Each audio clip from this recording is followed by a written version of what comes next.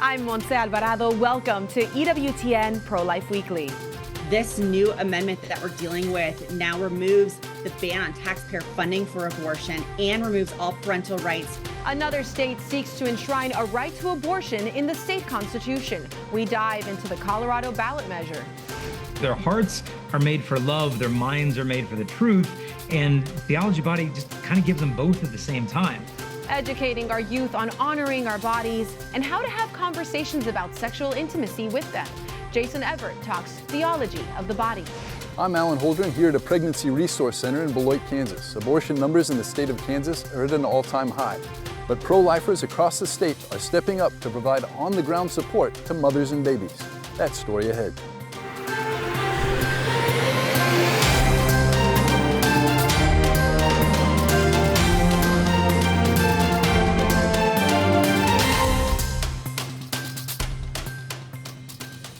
In the race for the White House, the pro-life movement seems to be losing the little ground it had. The Democratic Party has fully embraced abortion with no limits on gestation, and the Republican Party is slowly stepping away from protecting life. We saw more on that just last weekend. Speaking on Meet the Press on Sunday, Republican vice presidential candidate J.D. Vance said that if former President Trump is elected in November and a national abortion ban reached the White House, President Trump would veto it.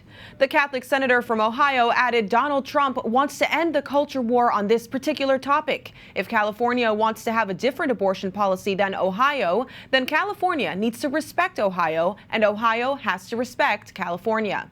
His words come just after former President Trump posted on Truth Social on the last day of the Democratic National Convention, which spoke endlessly about so-called abortion rights, that his administration will be great for women and their reproductive rights.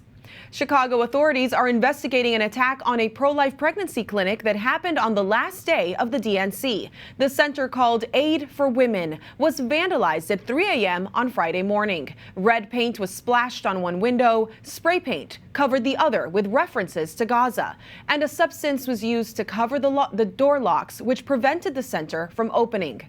Several appointments were forced to cancel. We have served thousands of women and thousands of their children over the years, and just heartbreaking to me to see that vandals would attack a center that is really apolitical, that had nothing to do with the overturning of Roe versus Wade. Aid for Women manages 8 pregnancy centers and runs 2 maternity homes where women can stay free of charge for up to 3 years. During the Democratic National Convention, Planned Parenthood offered free chemical abortion pills and vasectomies. Democrats for Life, however, offered free diapers. They tell us they were able to deliver more than 40,000 diapers to pregnancy centers across the city of Chicago. In New York, a federal judge has blocked the state attorney general from pursuing fraud charges against 3 pregnancy clinics. Attorney General Letitia James targeted pro-life pregnancy centers for promoting and providing the abortion reversal pill. The judge found that James was violating the center's free speech rights. Alliance Defending Freedom, who argued on behalf of these pro-life organizations, celebrated the move, saying in part that women should have the option to reconsider an abortion. The court was right to affirm the pregnancy center's freedom to tell interested women about this life-saving treatment option. We continue to follow abortion ballot initiatives in the states that will be voted on this November. In Nebraska, locals have competing measures to expand abortion rights or limit them. One proposal would write current pro-life protections, a 12-week ban with exceptions for rape, incest, or to save the life of the mother, into the state constitution. The other would enshrine a constitutional right to abortion until the point of viability or to protect the health of the mother. In Colorado, where taking the life of the preborn is currently legal during all stages of pregnancy, there's a measure to enshrine a right to abortion in the state constitution. It would also require Medicaid and private health insurers to cover the procedure. Brittany Vesley, the executive director of the Colorado Catholic Conference, represents the bishops on the board of the Vote No campaign. Brittany, welcome to the show. How do Catholics in Colorado feel about abortion? Colorado has had several major abortion statutorily laws that allow for abortion all the way up to the moment of birth. But this new amendment that we're dealing with now removes the ban on taxpayer funding for abortion and removes all parental rights for their children. If they decide to have an abortion, parents won't be able to know, including a constitutional right for abortion up to the moment of birth. This goes way too far. Catholics are very upset, but so are many other Coloradans that do not share the faith. And what is it that the bishops are doing then to try to get more information out and to let the laity know what is happening here? The bishops are supporting the No campaign against the right to abortion measure that'll be on the ballot this November. That's financially, as well as requiring pastors to speak about the amendment at parishes after ballots drop and before the election itself. We'll be having a video that's shared at parishes. We're really making an effort to mobilize parishioners in our Catholic faithful to engage in this election process, as well as support the broader campaign to move some of those moderate pro-abortion Democrats who think that this goes too far, because we need them to vote as well this November. Now, you talked about some of these extreme things that the ballot initiative does. How does enshrining a right to abortion in the state constitution change the landscape of abortion in Colorado and what you can and can't do? Does this affect the church's ability to minister or even to help women who think they don't have another option? By creating a constitutional right to abortion, no pro-life legislation can be passed in the state of Colorado until another constitutional amendment is passed that removes that constitutional right. It also removes our 1984 prohibition on taxpayer funds subsidizing abortion. And if we look at what happened in Oregon with their annual $15 million allocation, it is very likely that if this passes in Colorado, Colorado will pass in January an allocation that will be millions of dollars for abortion for in-state and out-of-state women. So as these pro-life states are passing pro-life laws, many women from those states could be funded by the state of Colorado to come for late-term abortion on healthy mothers and healthy babies in the state of Colorado if this passes. But we have a path to victory, and it needs to happen now. Well, tell me a little bit more then about how it does impact pro-life advocacy, pro-life pregnancy centers in the state, or any way of supporting women and mothers. Pregnancy centers were brought into this conversation in a real way when last year's Senate Bill 190 targeted them for false advertising. So pregnancy centers are now at the table. The Pro-Life Coalition has unified for the first time in a real way in the state of Colorado. Over 50 organizations are part of Pro-Life Colorado as a C3, C4, and an issue committee going up against this campaign. And it's a leviathan against Planned Parenthood. As you know, Monse, that the pro-abortion lobby is a stronghold in the state of Colorado, and it's also working in a lot of pro-life states like Arizona and Florida as well. Well, we're looking forward to watching the outreach that you will do and praying for your success. Thank you so much, Brittany. Thank you, Monse.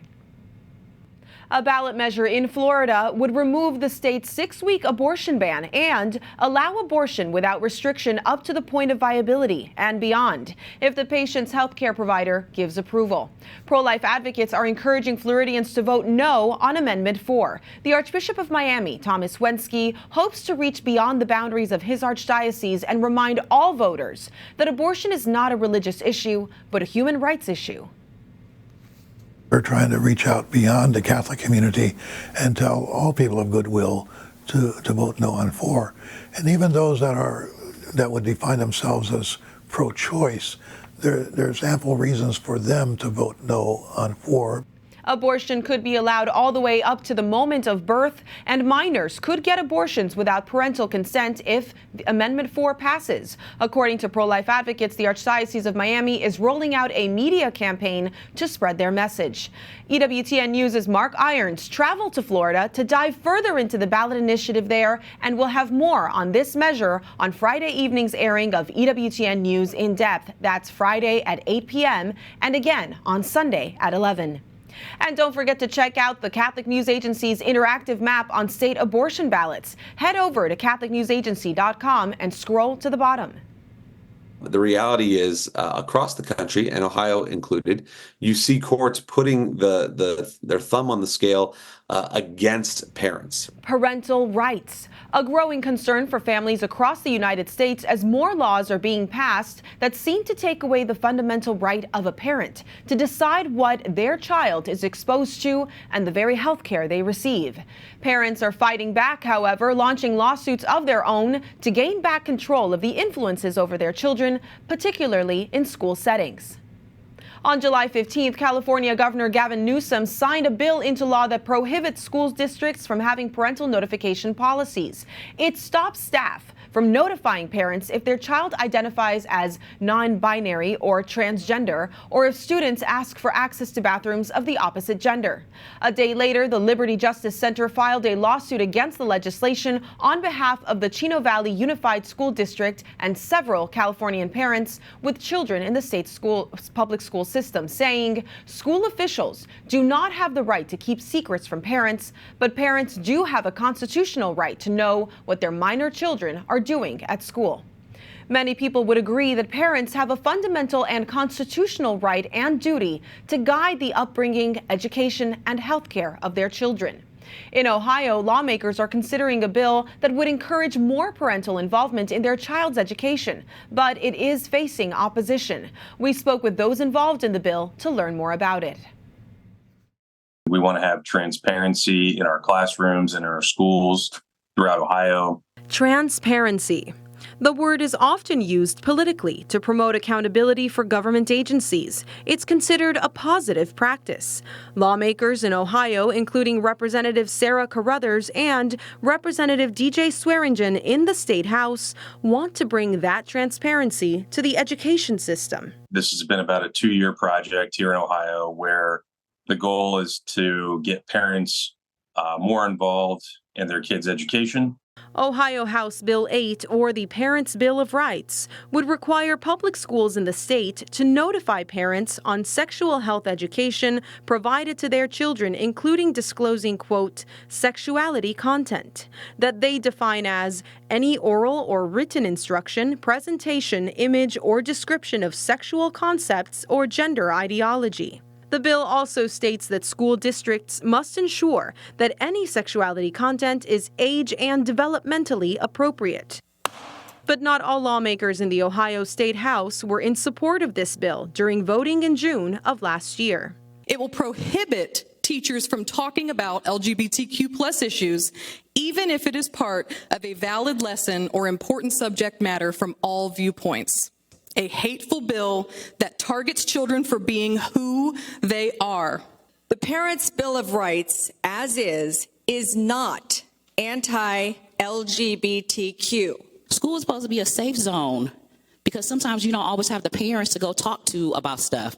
The American Civil Liberties Union of Ohio is coining House Bill 8 as, quote, the Unsafe Students Act, which they say eviscerates the trusted relationships between students and their teachers or faculty members. The ACLU of Ohio says that the bill puts LGBTQ+ students' safety at risk because they say it chills conversations about sexual orientation and gender identity. But Representative Sarah Carruthers says it really all boils down to the rights of parents. Let me state again for the record, Representative Swearingen and I did not have the intention to make this legislation against any group or any person. We truly are just parents ourselves that care about helping other parents and their children. There is no hidden agenda here. Actually, the bill, when it passed the House, it didn't ban any type of curriculum or any type of conversation. It simply said that, if there's any type of sexually oriented conversations going on in schools, that parents are made aware of those conversations, that they're involved with those conversations. Ohio House Bill 8 says that if a parent doesn't feel comfortable with a certain education concept being taught to their child, they can opt their child out of that class. The premise is that when parents are involved, statistically, kids always do better. And we want to encourage that parent-child relationship inside the classroom as much as we can. Organizations supporting the bill say it's imperative that the rights of parents are established in law. We have courts running amok on parents' rights right now. Aaron Baer of the Center for Christian Virtue, which is advocating for the passage of HB 8, says the alarming examples of parents losing guardianship are reason enough to support this legislation. We had a pretty infamous case in Ohio back in 2018 where a court removed a child from their parents' custody because the parents would not consent to putting their daughter on high-dose testosterone. And what this bill does is restore the rightful balance and say, no, listen, these decisions, first and foremost, the court should defer to the parents. Again, Ohio House Bill 8 passed the House in June of last year. It's currently in the Senate. Representative Swearingen says he hopes to see it pass the state Senate this coming November. In 2021, the state of Ohio updated their sex education guidelines to stress abstinence or sexual risk avoidance education be taught in middle and high schools. The program requires instruction that stresses that students should abstain from sexual activity until marriage. It teaches the physical, psychological, emotional risks and social side effects of participating in sexual activity outside of marriage and the harmful consequences of conceiving children out of wedlock. Sexual risk avoidance differs from programs Planned Parenthood may offer, like sexual risk reduction. Planned Parenthood takes a very defeatist ideology with these programs that says that, well, kids are going to have sex anyway, so we just should move past an abstinence conversation and just start talking about contraception, start talking about sexual practices, different sexual practices they can be experimenting with and things like that. I mean, it's pretty grotesque, the things that they bring into the classroom. And the success we've seen in these school districts that have adopted sexual risk avoidance, the lower teen pregnancy rates, the lower rates of unhealthy sexual practices and leading to things like venereal diseases and things like that. There are 1.7 million students in Ohio. Right now, according to the Centers for Disease Control, 43% of children in the state are born outside of wedlock. Sexual risk avoidance education programs focus on the whole child and aim to emphasize healthy decision-making and empower youth to honor their bodies. This concept isn't new. Pope St. John Paul II devoted more than 100 weekly talks from 1979 to 1984, reflecting on the meaning of the human body, sexual desire, and the sacrament of marriage. Those teachings came to be called the Theology of the Body. At their heart, they help us to see our bodies as gifts and the interconnected beauty of the human person, the Catholic understanding of human sexuality, and the sacrament of marriage. Jason Evert, co-founder of the Chastity Project, host of the Lust is Boring podcast, and international Catholic speaker, is here to tell us about his newly updated Theology of the Body program called Invision. I've got the books for Theology of the Body Invision program right here. They are comprehensive. Tell us more about it, Jason. Yeah, well, we initially created a program for high school kids called Theology Body for Teens, and then years later came out with one for middle school students. But about 10 years has passed since then, and you might have noticed a few things have changed in culture in the last decade, and so we thought, okay, we probably need to update this for the sake of the kids, also for the parents and the educators. So what we did is completely revamp the entire program to take John Paul's timeless wisdom of the theology of the body and bring it down to the level that a 6th, 7th, or 8th grade kid could really take advantage of to find what God's plan is for their life. Now, Jason, you've been doing this for a long time. How do students react to this content?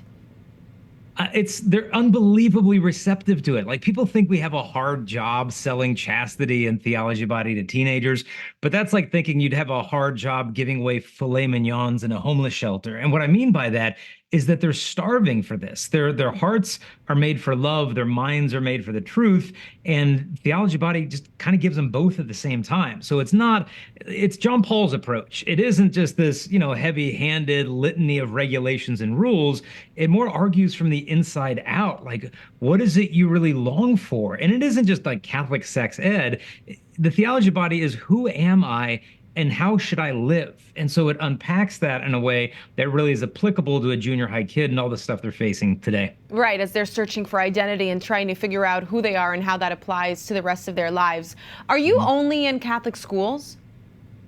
Predominantly in Catholic schools, because sometimes when people hear, oh, Pope this or Saint that, they're not as interested. Now, I do chastity talks in public schools, and I did a chastity talk at a Catholic school in England that was 95% Muslim, which was interesting. Wow.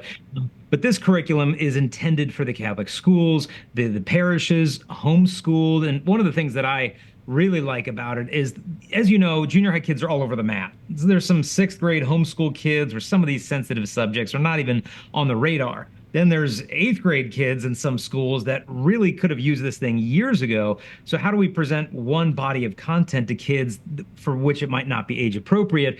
The sensitive stuff we put kind of in an appendix in the videos. So if your kids need to hear this, play that video. But if they don't need to hear it, and it's just going to introduce moral questions that aren't on the radar, you don't have to show it. And that way, whether they're homeschooled in 6th grade or in a tough situation, getting ready to go into high school, we've got the content built into the program. Now, what you're talking about there really is that accompaniment and that discernment that only a parent can do, that knows their child so well. Why is it so important for them, the children, to hear the truth from their parents instead of letting their peers and the culture distort the truth?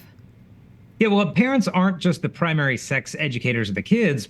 Parents are the primary evangelists of the kids. And so they need to hear it from the parents and, most importantly, see it in the parents. So our kids won't always obey us, but they'll never fail to imitate us, which means if I want my kids to obey the church's teachings on sexuality and chastity, I should probably live that out myself. And then they're more likely to catch it because all the virtues, whether it's courage or honesty, are more easily caught than they are taught. And so we need to model these things as parents and then speak.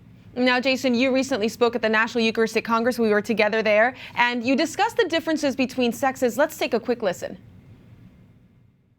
You have to speak 8 decibels louder for the male brain to register speech at the same level the female brain will register speech. Our ears are different. Our eyes are different. Women can actually see shades of color that are indistinguishable to men. Look at the beauty of the difference. I love that. We seem to have lost the beauty of our differences between men and women. How do we recover this celebration of our differences? And is this one of the biggest challenges you face today in the classroom? That's a mixed classroom. Yeah, well, I do find they do learn differently. I think if you want a woman to really listen and absorb what you're saying, you need to make her feel understood. If you want a man to kind of respond, I think you need to make him feel needed for a task. And so for so many years, we've looked at our male-female differences through almost like a Marxist lens of competition, and we need to erase the differences so that we can be one. It's like, no. Our differences don't reveal some battle of the sexes, tit-for-tat competition. It reveals complementarity. And this is baked into the theology of the body, that in your body is stamped your call to love, because you are created to make a gift of yourself. It is undeniable. It's stamped into our bodies. And so God has kind of placed within us his call of who we are and how we should live. Absolutely unrepeatable. Jason, well, you are unrepeatable. Thank you so much for what you're doing. We're so grateful for you. Keep up the great work. Awesome. For more information on Jason Evert's newly updated program, Invision, Theology of the Body for Middle School, go to ascensionpress.com/envision. That's ascensionpress.com/envision. When we return, the pro-life movement may have lost at the battle box in Kansas 2 years ago, but that's not stopping supporters from helping the pro-life cause. Stay with us.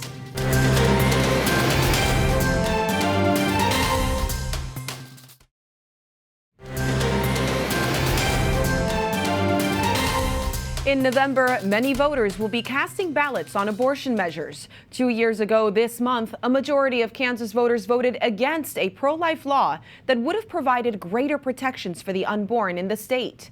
But as Alan Holdren tells us, pro-lifers aren't giving up.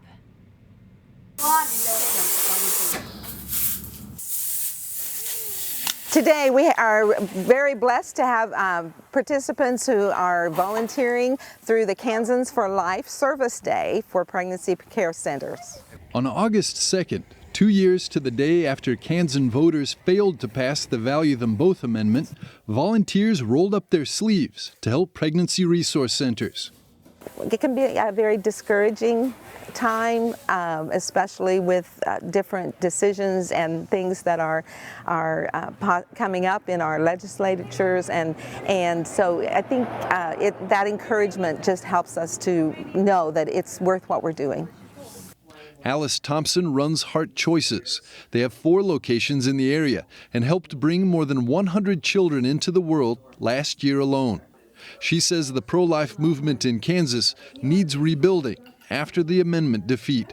We really do need to stand up, and we need to recognize our centers and what they are doing for moms, especially for those moms who are maybe undecided about the fate of their baby, maybe not pleased with their unplanned pregnancy, and offering them support and positive options. But it's important that not just the pregnancy centers do this alone, but the whole culture of life needs to be built in Kansas. 7 volunteers and more staff turned out for this year's event at Heart Choices in Beloit. Across the state, hundreds of volunteers lent a hand at least 22 different pregnancy resource centers. The outpouring is bittersweet. The amount of support for pregnancy resource centers in Kansas is rising, but the numbers of abortions in the state have skyrocketed too, to about 3 times as many last year as in 2019. The state hasn't released official numbers, but the Guttmacher Institute has put projections that show that there have been almost 24,000 abortions performed in Kansas. So we really are a destination state for abortion tourism, abortion travel from other states. So the pregnancy resource centers, being the front line of the pro-life movement right now, really are our best chance to help reach women. Kansans for Life Director Peter Northcott is among those on site in Beloit too, doing his part to assist those on the front lines. Studies both done by pro-abortion sources and sources that are more fair-minded, I'd say, will show that most women would rather choose not to have an abortion if there was another alternative. Something as small as the baby gate he's putting in here today is part of a bigger plan.